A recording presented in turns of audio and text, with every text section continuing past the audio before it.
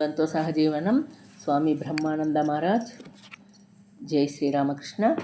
రాకాల్ మొదట్లో అప్పుడప్పుడు శ్రీరామకృష్ణులను సందర్శించేవాడు. ఆ తర్వాత దక్షిణేశ్వరంలోనే ఉండసాగాడు. అతడి తండ్రి ఇందుకు అభ్యంతరం తెలుపుతూ చదువుపై మనస్సు కేంద్రీకరించమన్నాడు.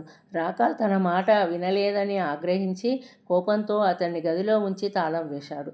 ప్రేమకెంతో అవరోధం కలిగితే అంత తీవ్రతరమవుతుంది అనే సామెత ఉంది. ఆ విధంగానే ఒంటరిగా ఇంట్లో ఉన్న రాకాల్కి శ్రీరామకృష్ణ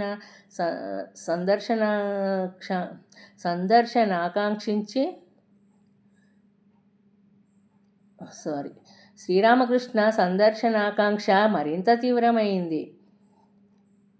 ఇటు శ్రీరామకృష్ణులు కూడా రాకాల్ గురించి తీవ్ర ఆందోళన చెంది ఆలయంలో అమ్మవారిని ఈ విధంగా ప్రార్థించారు. అమ్మా, రాకాల్ కోసం నా హృదయము ఆవేదన చెందుతుంది.